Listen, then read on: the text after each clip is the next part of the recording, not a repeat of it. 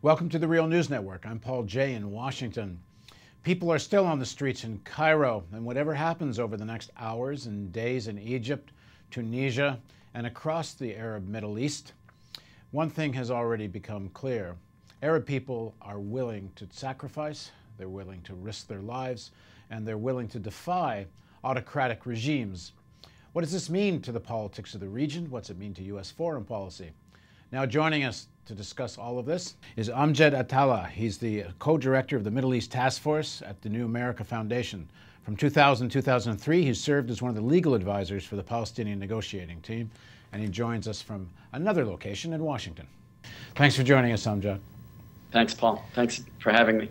So, first of all, did this surprise you, what's going on in Egypt? After Tunisia, a lot of people were saying, yeah, there'll be something small in Egypt, but not at the kind of Tunisian scale, because there's sort of an excuse for democracy there and so on.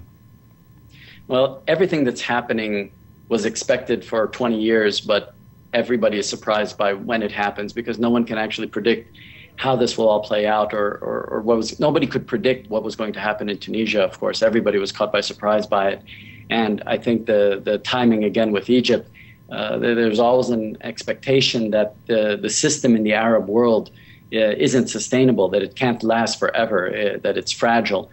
But at the same time, it has survived for a very, very long time. And so I think everyone is surprised by how quickly things are moving in Egypt right now. We've gone from complete stagnation to revolution on the street. Now, there's a lot of different interests at play here. From a U.S. point of view, it probably doesn't matter that much if they could have Mubarak without Mubarak. In other words, if Right. more or less the system continues with some other names in front of it. On the other hand, the Mubarak family and all their allies and everyone who's been benefiting from their patronage for so many years have a lot at stake just not to have Mubarak leave. Talk a little bit about how this all breaks down.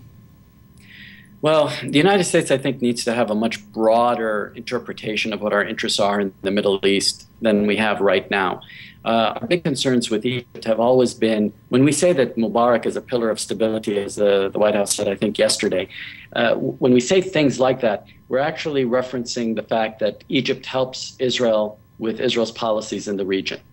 And that's what we mean by a pillar of stability. It's not a reference to what Egypt does inside Egypt. It's not a reference to the role that Egypt might play in Sudan. It's not a reference to the role that Egypt plays in the Arab world at large. It's very narrow. It's specifically related to how Egypt helps Israel. And I think we've got to have a much broader, we have interests in the region that are far broader than simply Israel. And if we're going to want to be on the right side of history, I think, on this, we're going to need to interpret our interests in a way that don't conflict with those of the people of the region. So if people want freedom in the region, we can't actually interpret our interests in such a way that only the denial of their freedom would promote American interests. I mean, we can't be Americans, support American political values, and deny other people their freedom. But that's more or less been U.S. policy for 65 years, since the end of World War II, been precisely to deny people their freedoms in most of the Middle East. A lot of it gets talked about U.S. support for Israel, and people talk about one-sided support for Israel. But U.S. foreign policy is this complex quilt of regimes, from Saudi Arabia to Egypt to Jordan and Israel, and all together are part of this fabric of how American policy plays a dominant role in the region. Are we seeing today, for the first time in perhaps since the Iranian Revolution, the beginnings of the unraveling of that whole strategy? You know, in the State of the Union address, the president spoke about America's crumbling infrastructure and our crumbling in education and how other countries have moved on and surpassed us, and how we need to get back, get back into the game. But the same is true of our foreign policy. Our foreign policy is based on a crumbling infrastructure. Our foreign policy is based on crumbling assumptions. The assumption that we can support autocrats in the Middle East, and that we can support a system in Israel that has a prejudicial system of rights, that gives Jews more rights than it gives non-Jews. We can't actually maintain that system any longer, I think.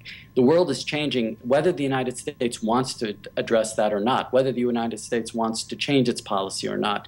And so the real question is, not whether the United States can affect change in the Middle East. Change is happening in the Middle East with or without the United States. The question is, what side does the United States want to be on? How can the United States benefit in the long-term future from the changes that are happening? Do we want the people that are demonstrating today in Cairo to think of the United States as a hero and as an ally?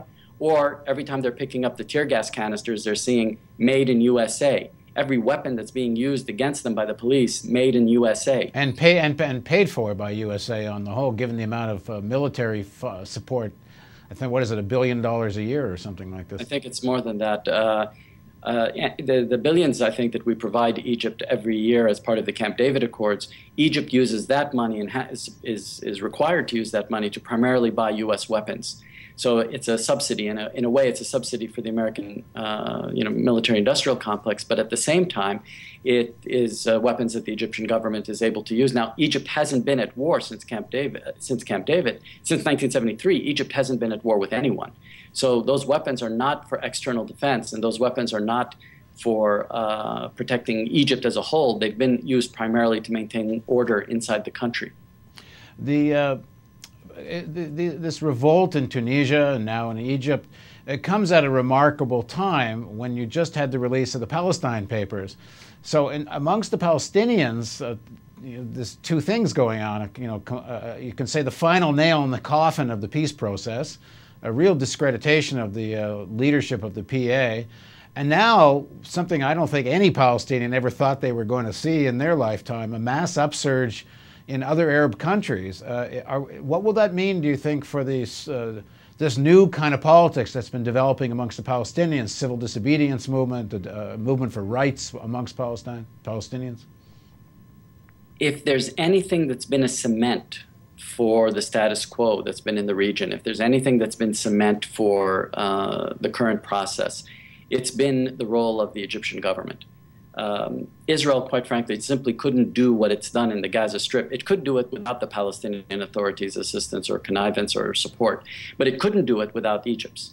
So Egypt, in a sense, has been the cement that's helped keep everything in place.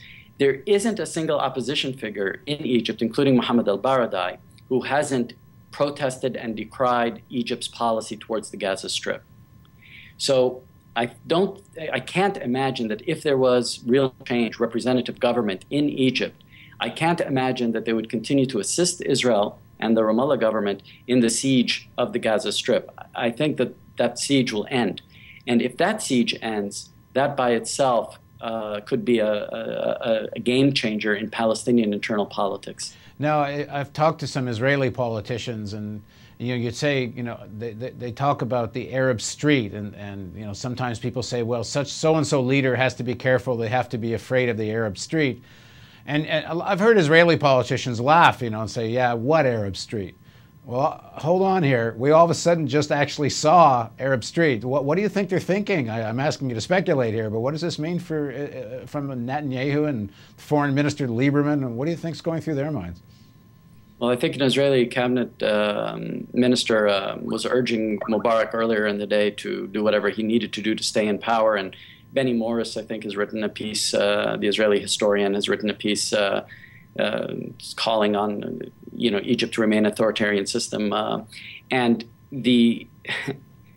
Netanyahu has put a gag order on his cabinet to stop saying things like that. But the reality, of course, is that Israel has attacked Arab governments often and has actually used its lobby in the United States to attack the Egyptian government whenever it was upset with any specific little policy that the Egyptian government may or may not have been doing. But at the end of the day, the system that Israel relies on in the Middle East is based on the autocracies in the region preventing the public's discontent from developing into policy. The last thing that Israel wants to see is a Turkey phenomena, which is countries that don't threaten war and aren't, bellicose and rhetorical about war and in the same way that the Arab governments in the past had been, but at the same time that works in the international arena, that works in diplomacy, that works on the international stage, and says your occupation of Palestine is completely unacceptable. We're not going to participate in it. We're not going to assist you with it,